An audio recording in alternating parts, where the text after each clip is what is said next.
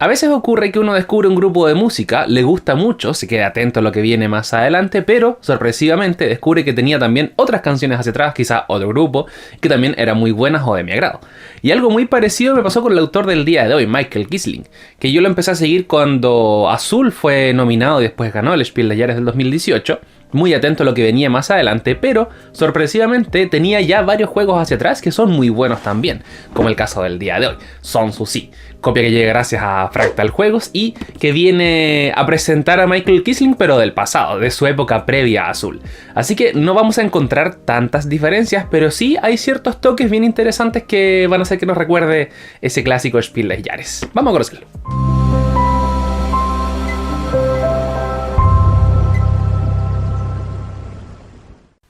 Sun Tzu Si es un juego para 2 a 4 jugadores donde el objetivo es alcanzar el mayor puntaje posible al final del juego.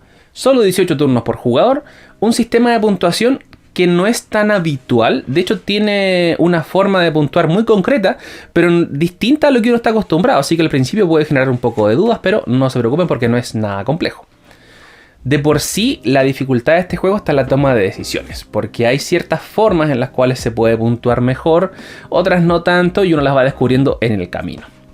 Un tablero de puntuación y aquí también al centro vamos a dejar diferentes piezas que van a estar disponibles, se puntúa durante el juego y al final. Tablero, uno para cada jugador, que son distintos por lado y lado, son distintos entre ellos incluso. No me atrevería a decir que hay alguno que sea mejor que otro, simplemente están randomizados para poder entregar una experiencia de juego más rejugable. Vamos a dejarlo por aquí por mientras. Una bolsa de género para dejar diferentes piezas que vamos a usar, y vamos a usar distinta cantidad de piezas si es que somos 2 jugadores, 3 o 4. Les muestro el detalle enseguida, pero independiente de la cantidad de jugadores, siempre van todas las piezas aquí en esta bolsa. Esto es parte de una mini expansión, al igual que los jabalíes que se ven aquí, la vamos a dejar para el final, pero es bastante simple de entender. Piezas para cada jugador en 4 colores distintos, amarillo, calipso, verde y naranjo, más que rojo. Vamos a dejarlo aquí a un costado. Cartas que tenemos para cada jugador en los mismos colores y también hay algunas cartas moradas. Pero las cartas moradas son cartas de objetivo, no hay un jugador morado, así que vamos a separarlas por mientras. Estas piezas que tenemos aquí están ordenadas de acuerdo a la cantidad de jugadores. Si somos 2 jugadores usamos toda esta cantidad. Si somos 3 usamos además las que tienen el número 3. Y si somos 4 las usamos todas. En este caso vamos a simular una partida para 2 jugadores. Así que vamos a sacar todas las piezas para 2 jugadores y se van a ir a la bolsa.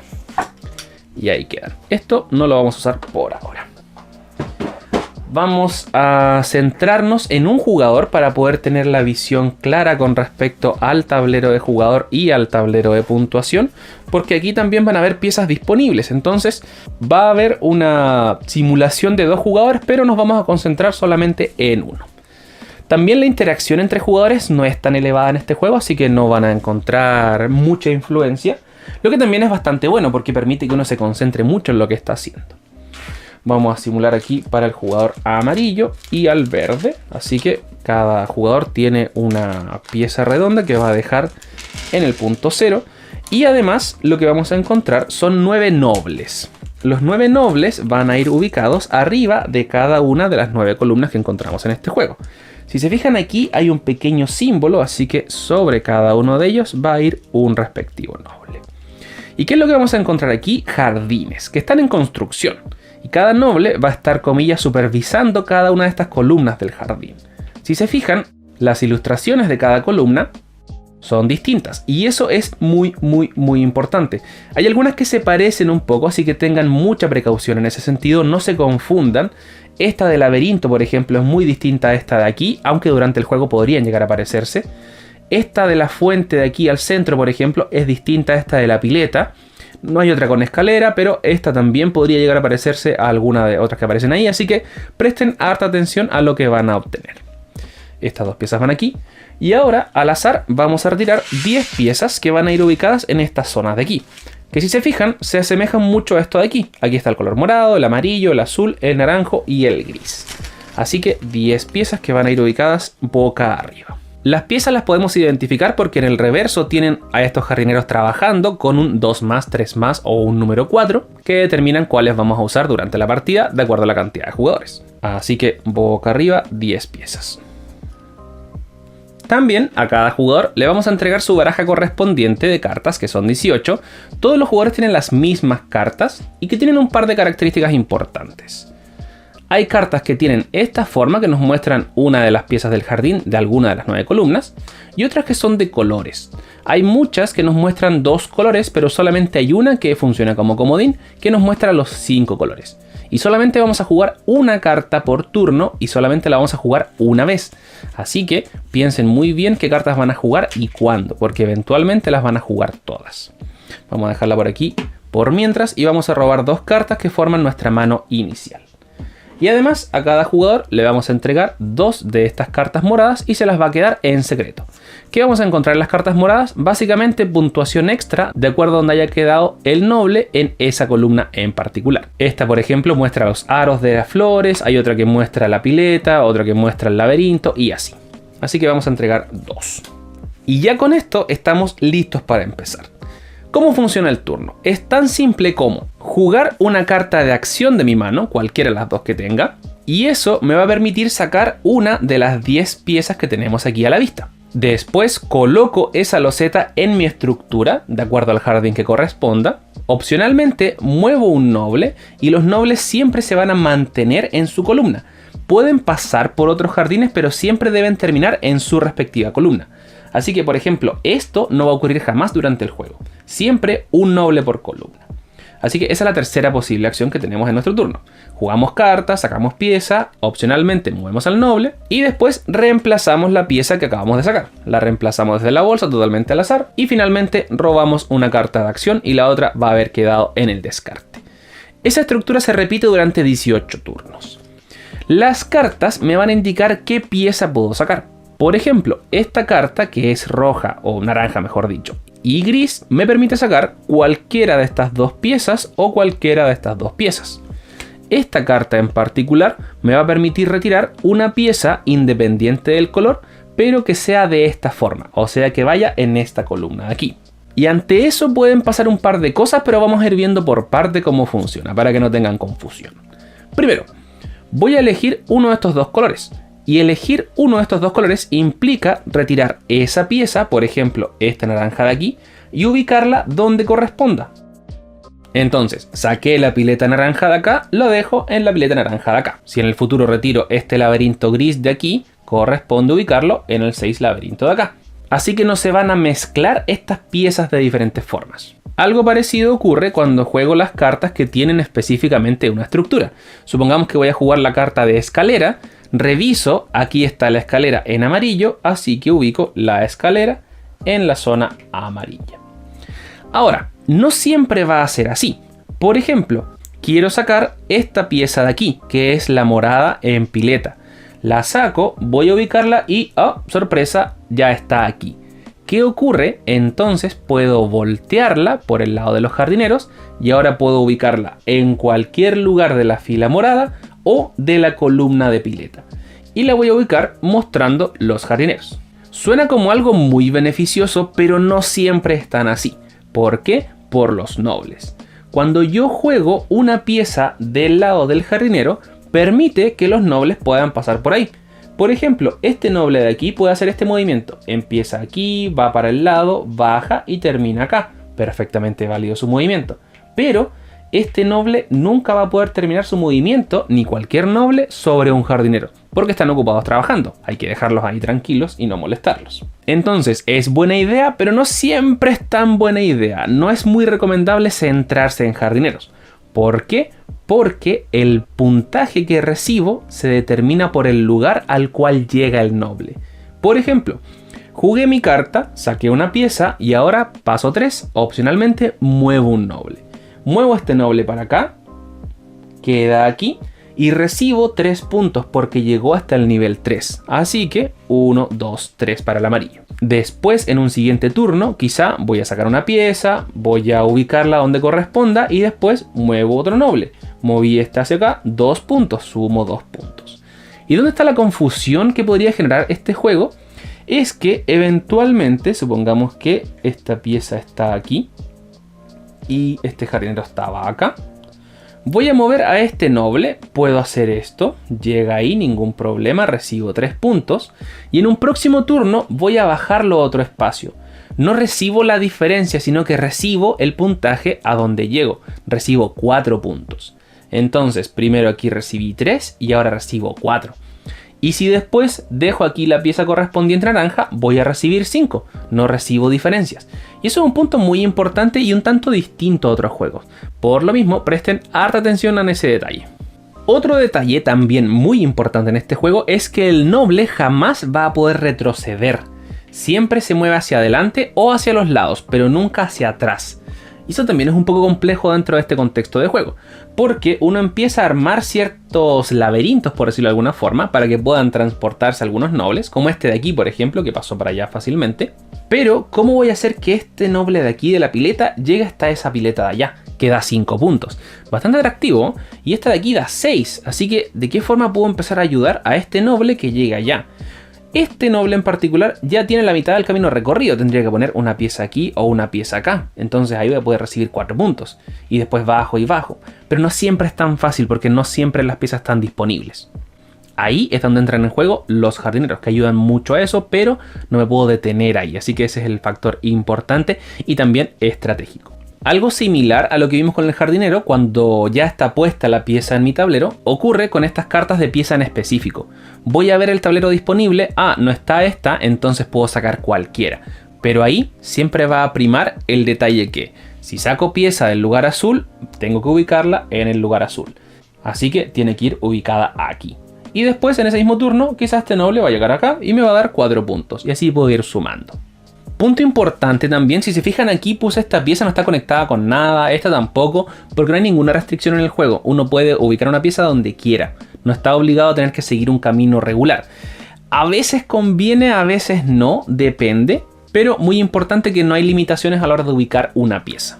Ahora, va a avanzar el juego y quizás voy a sacar esta pieza amarilla de aquí y no cabe en ninguna de las filas ni en ninguna de la columna. En ese caso, y solamente en ese caso, puedo ubicarla donde yo quiera, si ya estuviese todo ocupado. No es tan frecuente, se puede dar hacia el final del juego, pero es importante tener claro que se puede hacer. Tomando en consideración, más aún, que al final del juego también recibimos puntaje. Recuerden que recibimos puntaje por los nobles, hasta qué punto llegaron de acuerdo a lo que aparece en la carta, pero además vamos a recibir puntaje por fila completada y por columna completada. Al final recibimos 10 puntos menos el valor que aparece impreso en cada uno de los niveles si es que completamos la fila completa, independiente si la completamos con jardineros o no. Si lleno, por ejemplo, esta amarilla, voy a recibir 10 puntos menos 3, así que 7 puntos y los sumo a mi valor. También gano 5 puntos por columna completada y, como ya vimos, por nuestra carta de misión. Por ejemplo, hasta donde llegó el noble del arbolito de aquí, llegó hasta el 4, 4 puntos. Y así funciona Sun Tzu Si. Ahora vamos a hacer un par de turnos de prueba para que lo puedan tener mucho más claro, porque es importante tener en claro la estructura del juego y qué ocurre cuando pasa A o cuando pasa B, relacionado principalmente a qué piezas están disponibles y cuáles no. Muy bien, ya estamos listos para empezar entonces. Jugador verde contra jugador amarillo. Cada quien recibió 2 cartas de bonificación que va a puntuar al final del juego. Recibió su respectiva baraja. Cada quien roba 2 cartas y empieza el jugador amarillo. Va a jugar esta carta de aquí que le permite sacar las piezas de la zona amarilla o del azul. Viendo cuál le conviene retirar, va a ver que le conviene retirar esta de aquí. Esta la va a dejar aquí por mientras. Va a ubicarla en la zona amarilla que corresponde porque está ahí. Y opcionalmente puede mover un noble. Así que va a mover este noble y lo va a dejar en esta zona de aquí. Así que recibe 3 puntos. 1, 2, 3. Esta carta se descarta, robo una nueva carta y desde la bolsa vamos a reponer la pieza que acabo de sacar. Y ese fue mi turno. Perfecto, jugador verde, supongamos que va a jugar esta carta, va a sacar esta pieza de aquí, la ubica en su tablero, quizás mueve un noble, gana 2 puntos, perfecto, se repone la siguiente pieza. Ahora tengo que empezar a ver qué me conviene jugar. Tengo esta carta, por ejemplo, de laberinto, pero no hay ninguna de aquí disponible, así que me puede jugar a favor. Y de escalera, que tampoco hay ninguna ahí, así que voy a pensar bien cuál me conviene sacar, pensando que voy a tener que ubicarla como jardinero. Por ejemplo, esta me serviría para dejarla aquí, pero está en la zona morada, así que no puedo dejarla ahí. Estoy viendo que la zona amarilla podría dejar esta, pero que iría aquí. Ya, voy a hacer eso. Voy a jugar esta carta. Lamentablemente no existe en esta zona disponible, así que voy a poder sacar cualquier pieza. Voy a sacar esta de aquí. La saqué de la zona amarilla, va a la zona amarilla. Y ahora puedo mover un noble. Voy a hacer algo similar a lo que hice con este. Muevo este de aquí hacia acá, recibo 3 puntos. 1, 2, 3. Robo una carta para tener siempre 2 cartas en mi mano y reponemos la pieza correspondiente que acabo de sacar. Se repone. Siguiente jugador, jugador verde, quizá va a jugar esta carta. Va a sacar esta pieza de aquí, la va a ubicar. Va a avanzar un noble, quizá va a ganar 3 puntos y se repone la pieza. Y la verdad, aunque ustedes no lo crean, ese es el juego. Así funciona, se vuelve bien mecánico cuando uno ya aprende a jugar. Pero tengan en claro un par de cosillas. Primero, las ilustraciones podrían llegar a confundirles un poco, sobre todo en la primera partida. Piensen bien que todas las de esta columna, por ejemplo, son piletas, tienen agua. Todas las de esta zona de acá, de la primera columna, son laberintos, que son distintos a los de la última columna. La última columna y la primera tienen 3 bifurcaciones, las otras tienen todas 4. Ahí van apareciendo elementos que les ayudan a diferenciarlas. No tengan temor en poner piezas hacia acá abajo, hacia la zona azul, naranja o gris, en un principio, pensando que siempre van a tener nobles para poder avanzar y ganar 2 o 3 puntos de vez en cuando. Por ejemplo, voy a poner esta pieza azul acá y me permite ganar aquí 4 puntos. Y después más adelante quizá voy a poder ubicar esta aquí. Y ahora tengo que empezar a pensar cómo voy a hacer que este noble llegue allá. Ah, perfecto, mira, puedes tomar este camino. Cumple la misma regla de siempre. Empieza en una columna y termina en la misma columna. Pasó por otras, pasó incluso por otro noble, pero no importa. Cumple la condición principal, que es terminar ahí mismo. Y así uno va ganando más y más puntaje. Por cierto, ante cualquier eventualidad de puntaje que lleguemos hasta los 50 puntos, el juego incluye unas fichas que por un lado dicen 50 y por el otro 100, así que ningún problema en sumar y sumar puntaje. Ahora, si quieren añadir un elemento extra a este juego, tenemos por ejemplo los jabalíes, que es una mini expansión del juego que funciona de forma bastante simple. Parte siempre el jabalí al centro del tablero, en la columna del centro de noble y en la fila azul. Y básicamente cuando juego una pieza donde está el jabalí, gano un punto. Y después muevo al jabalí a cualquier pieza adyacente. Juego la pieza donde está el jabalí, gano un punto, lo muevo.